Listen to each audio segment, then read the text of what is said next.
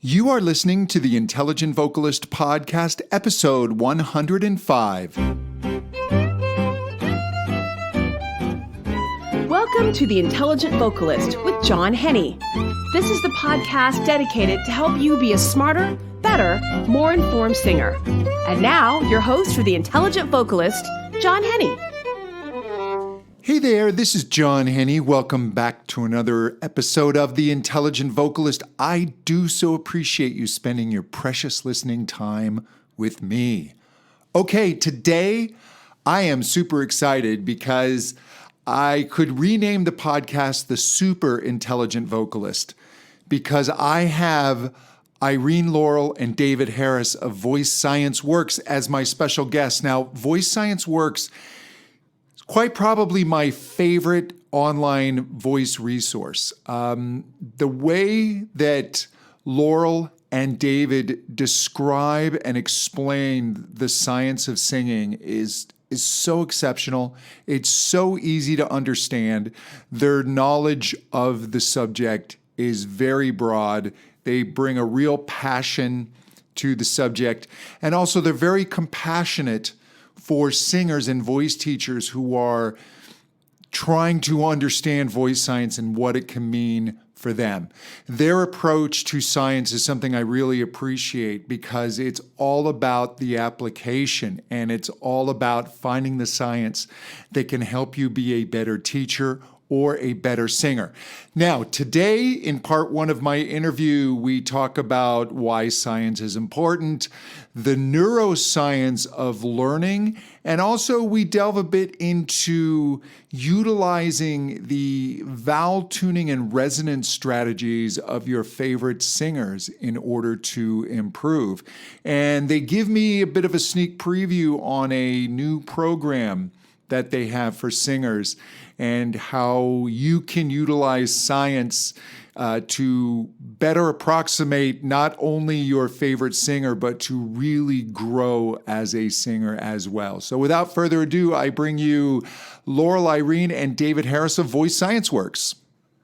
I am here with Laurel, Irene, and David Harris of Voice Science Works. How are you both doing today? Doing good. Glad to be here. Really excited. I am so happy to have you guys here. Now, you, I remember when I first met you and you both came to my studio and you were the first ones to show me Dr. Howell's work, Ian Howell's work on, absolute spectral tone color.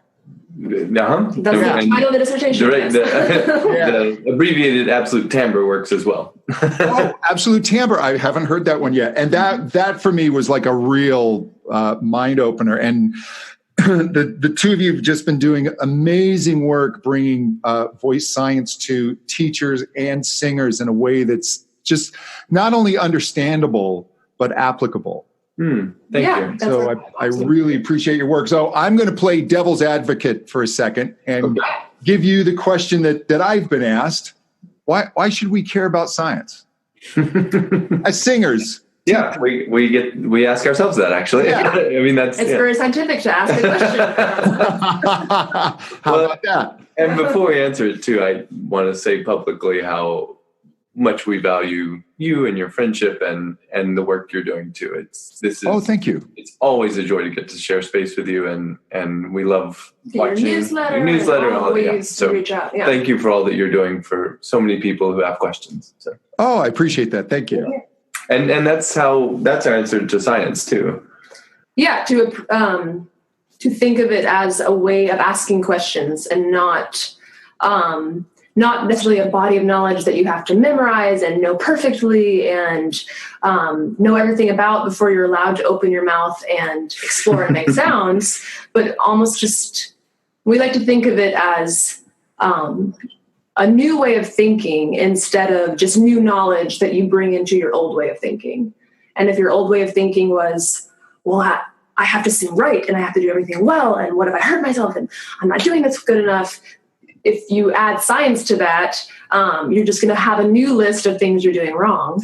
But if you use and a much more detailed one, very fancy words to qualify all of your errors. But my TA muscles are moving right. Yeah. But if we think of just a more scientific approach to the way we are curious and explore and think about everything, all the things that we're capable of and maybe haven't explored yet. That's kind of more of like a revolution we're interested in than every person who sings being able to memorize the names of muscles or form and frequency values. Yeah, and you see like on teacher forums, on social media, or even like big conversations around breathing or like screaming or singing in different styles. The old way of talking about the voice, or let's say the traditional way to approach those topics is to say there's a proper way to do this, and there are some things that you don't even talk about because you're not allowed to do that. And those boxes are, and that approach to the voice are prominent still, in large degree because it has been a traditional approach, but also because there was limited access to knowledge, and there was, it's like low amount of knowledge and high amount of need.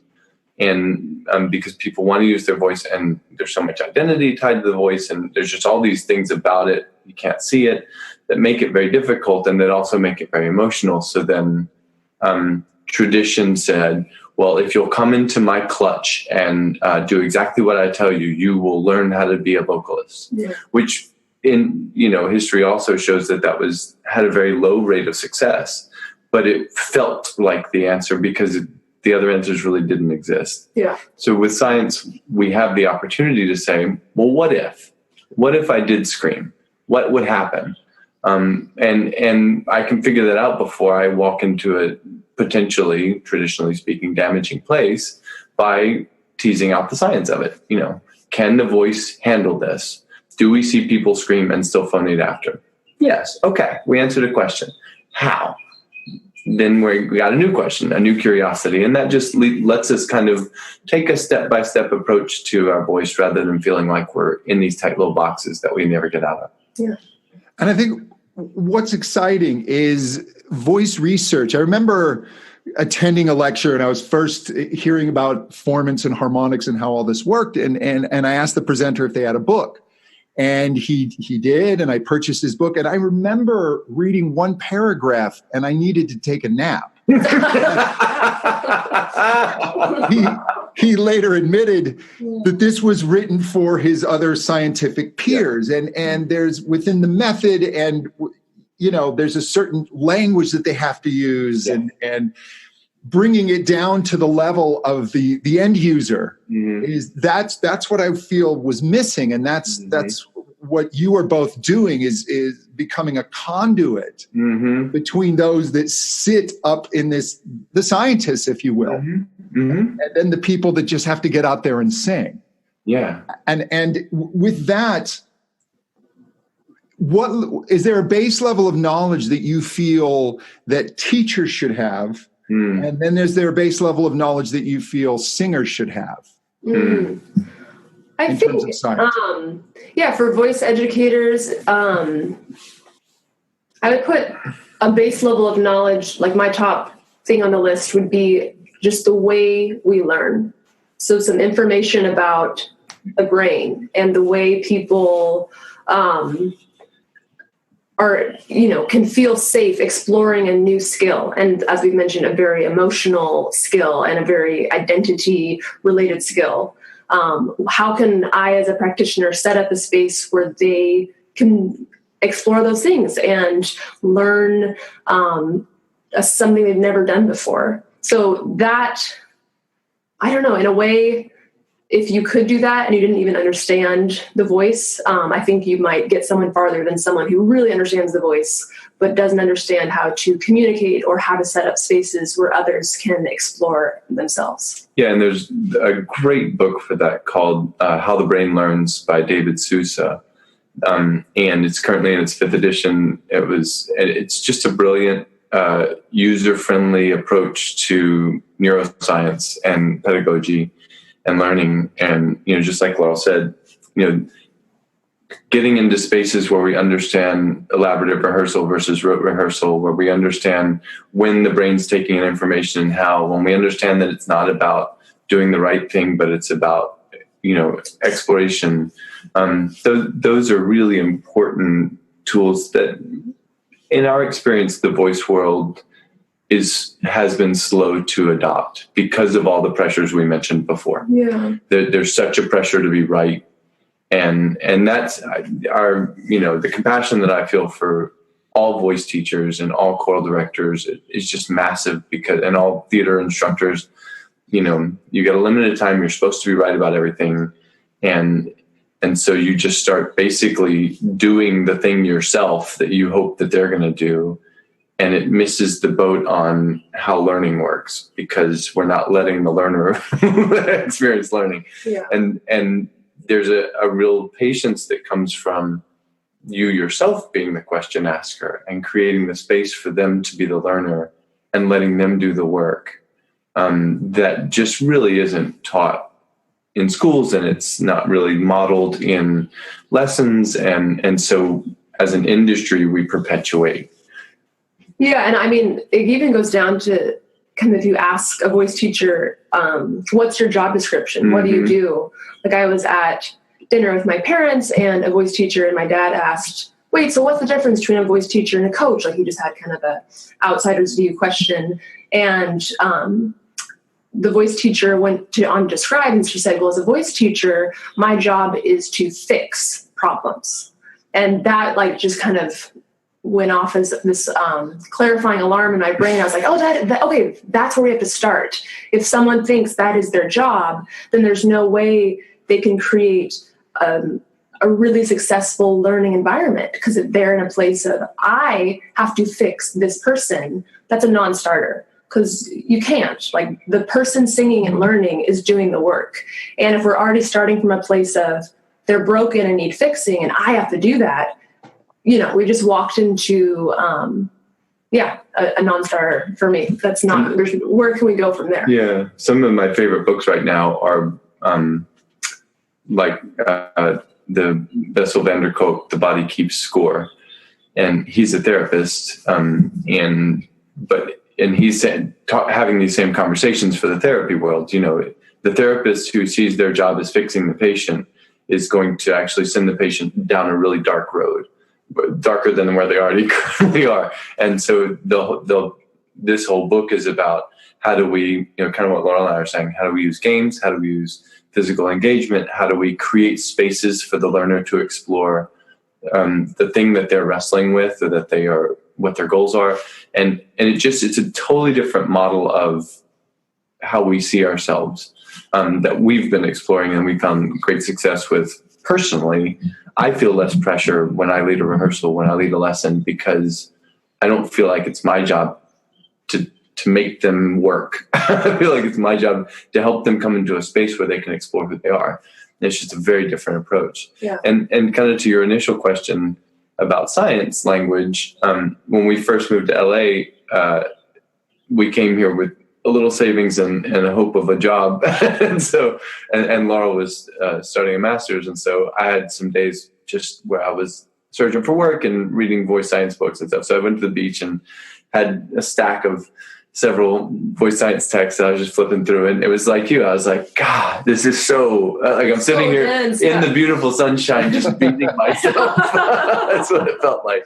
And I mean, I remember thinking over and over again, if I didn't know what I knew, this would be just a total, utter waste of time. And that's an unfortunate part about, the way in academic people communicate with each other. And even we have to search for quotes that we can put up because they're so dense and they're so, they talk outward and in like 18 different directions. And it's just, the communication point is really low. Yeah. And I think they also have to be careful because they're dealing on that higher level. Mm-hmm. And with peers, they have to be as correct and concise as possible. Yeah, absolutely. Yeah. That's the bar. And that's why we also value it, because there's a really good bar. Mm-hmm. First, being impeccable with your words and only saying what you can say and not anything else. Yeah. But there are ways to do that also communicate. Yeah. Not just 10 people. Yeah. I mean, and there are people like Bessel van der Kolk, who is brilliant and has had an enormous career, who does that. He has a way of using technical language that communicates really quickly. And those people exist. And I think, from what I've seen of your work, and certainly with ours, we are trying to do that. We're not giving people the dumb version of voice science. We're giving people the applicable version, the place where they can start to ask more questions. And then we're linking them. I've actually, one of my favorite articles that I've read in the last several years is by Laurel Soren and Brad Story. And they did this amazing simulation. They're both engineers and really brilliant people. They created a simulation where they could see the TACT muscle interaction, so the stretching muscle and the thickening muscle of the larynx. And then they just ran thousands of simulations and put all these different constraints on it just to see, which is amazing. It's a huge data. And like, I read the article, I was excited, I saw all these things, I started applying them, I started sharing them with people, and then I posted the article on our website and was saying, hey, you should go read this. And the number of people who read it were like, it was really hard to get through a paragraph. And I was like, okay. So, as clear as I found their language, there really is a barrier. Yeah. And just talking about that dense material is tricky. It's very tricky. Although I find it fascinating when asking about vocal science, the first place you went was not acoustics, but neuroscience. Mm-hmm. Yeah. I mean, that's kind of just maybe reflective of the journey we've taken. And, we're always kind of curious, like, okay, what else is there? And that's where we've, at least right now, been like the biggest interest. But also, it's how the whole system works. So it does, like we were kind of saying earlier, it doesn't matter if I can communicate, if I know a bunch about like the nitty gritty. If I don't know how your brain is going to communicate to the nitty gritty, then what can you do with it? So that's what's really been drawing our interest lately. Yeah, because what I've been finding fascinating just for myself, I've started regularly meditating every day and practicing mindfulness, and just the neuroscience of that, and the ability to focus or not focus on specific things. Because when I was learning to sing, I remember the question nobody could answer for me was, what am I supposed to think about? Yeah. Yeah. I would go to hit a note and I'm like, I don't know what to focus on. I don't know what to think about. I don't know what my mindset is other than I'm told to relax. Yeah. Right. Relax what? Did that work? Right. Yeah, but no, it didn't. But these, mindfulness, I can see where it could really be a great tool for singers to just get into that space and that awareness as they're training not only the mind, but also the body and the nervous system. Yeah. Because it all goes together. And you just opened up 3 or 4 different thoughts. I'll say one and tee Laurel up for the second. Sure. That, one of the things Van der Kolk is talking about in The Body Keeps Score is that the part of our brain that parts of our brain that create our sense of awareness of ourself in relationship to the world. So our self in relationship to other is a different part of the brain than the part of our brain that communicates our sense of self to self. And then not only are they different parts of the brain, but they don't really communicate with each other. And so just the way that, so you're in a voice lesson, you're struggling with, a certain coordination, and you're looking to someone else, your sense of self to other, to guide you in saying, how am I to do this? But ultimately, when you're the performer on stage, it's the sense of self to self that's going to take you into that space and keep you buoyant and feel free, or the emotion that you're working with. And so, what we get all the time is, no, do this, no, do that, no, do this, try this, just sing higher, relax, which is all then our responding to this other person. Yeah. And they've spent no time helping us develop the neurological habits connected and coordinated with physical habits that are about us to us. And so that's a huge part of why we explore games and why we explore this kind of listening practice. Yeah. And meditation in a way addresses the subcortical aspects of the brain, as well as, this self-to-self parts of the brain has a lot to do with relation with sensory input. And we spend a lot of time with sensory input, with working with the ears, with touch, even taste and body sensations and sight, because that's what's helping develop our connection with ourselves and helping us release the kind of critical judgment mind that relates to other. Mm-hmm. And a huge thing, part of what we're doing is using the ears to create neurological space for this sense of self. Yeah, and that is kind of the other path we really dove into in relation to acoustics, is how can we, based off of the idea that so much of voice training is based in imitation, formal and informal. Like what I hear is what I'm able to reproduce. Taking that a step further with this amazing technology we have, like Voce Vista, and the ability to filter sounds down to their most like tiny component parts, and using just those tiny component parts to create imitation scenarios. So, say I want to sound like Cecilia Bartoli, instead of just listening to her as her full self, listening to just a few of her overtones that are really key to what make her sound like her. And then the next step is listening to those overtones in my own voice, but cranking them up a little bit because maybe they're not as present.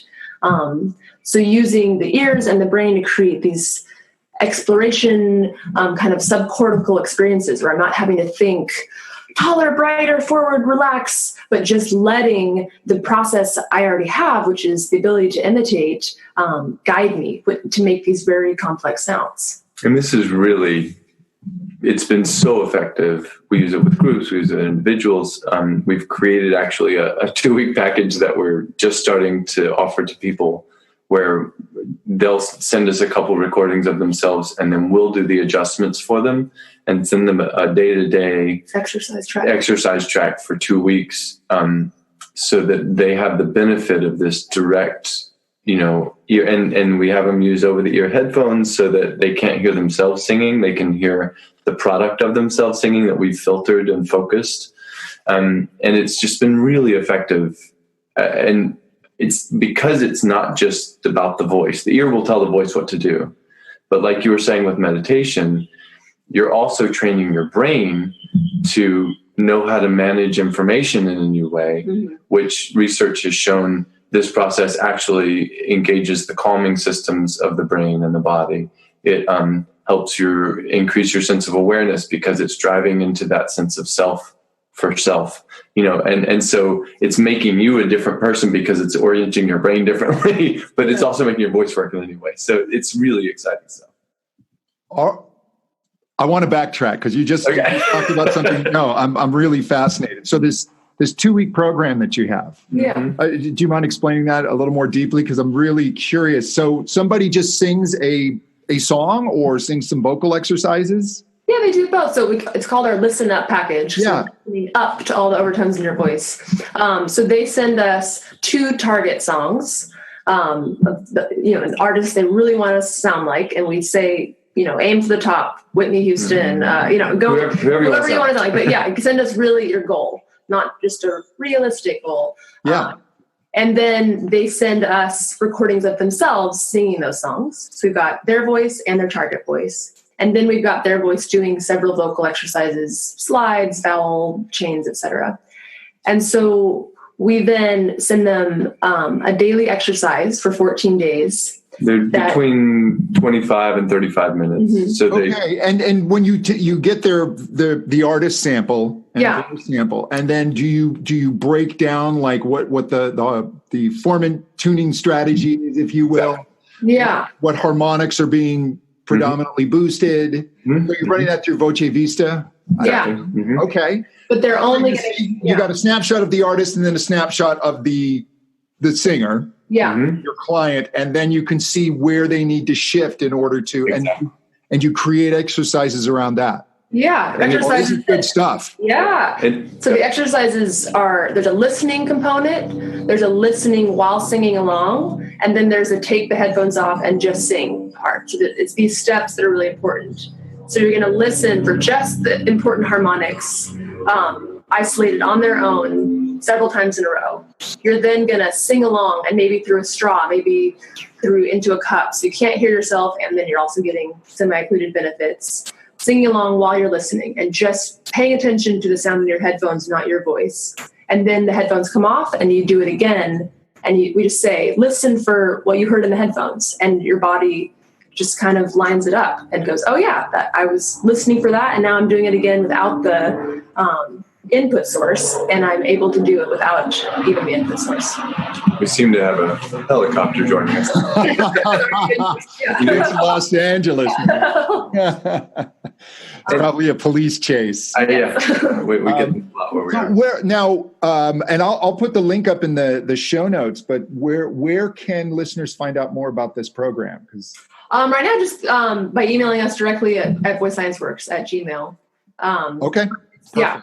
We're building the page for it. We've been, it's been in its kind of beta testing phase the last several months, and we've been letting our inner circle know that it's there, and we've worked with multiple people and had really great success and just been honing it. But we're about to create a more public facing page so people can sign up. Oh, so this is like the inside scoop here. The inside scoop. Yes. Oh, that's awesome. I love the other part of that is we weave it into what we kind of call a meditation. So there's like a 5-minute portion of this is getting you into the space, into your sensory awareness. With just a guided meditation exercise track. Yeah. And then as we go through it, kind of to your first question,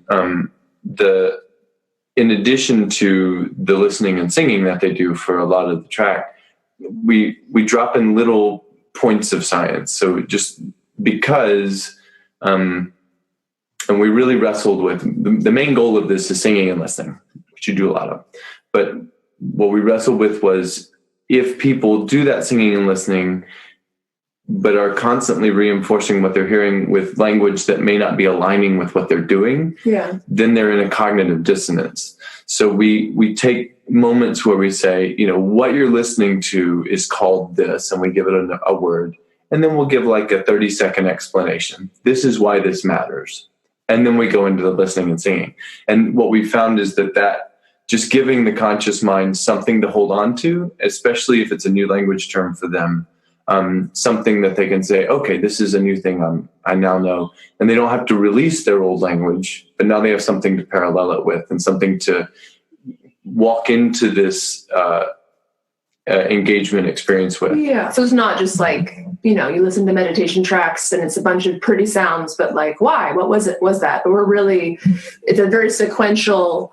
In the first few days, we're just going to listen to this one part of your sound. It's below 300 hertz, and it's important for this reason. And your target artist brings it out in this way. Here's an exercise.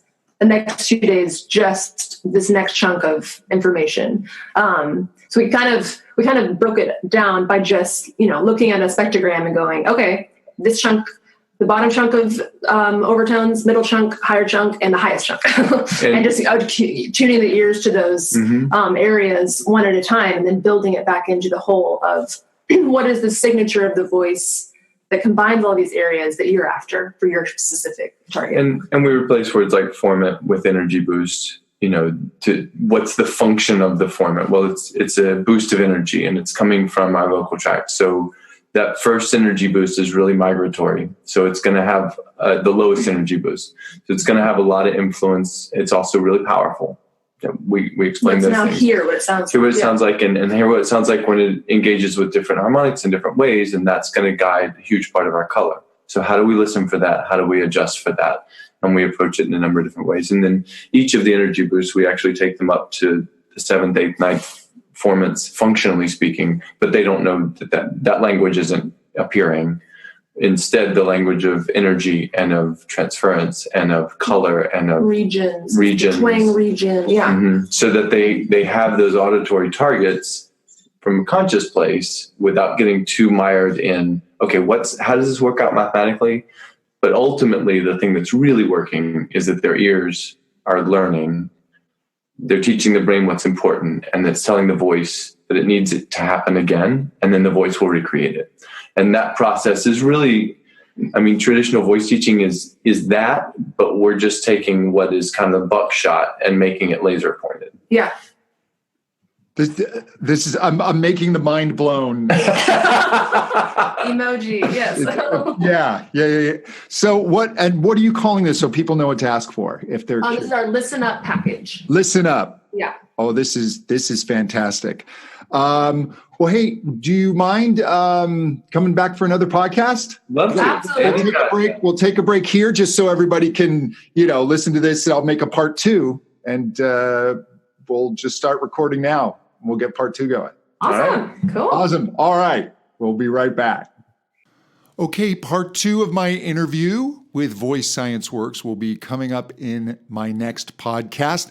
Until then, if you would like to visit the show notes and the links for today's episode, go to johnhenny.com/105. That's for episode 105.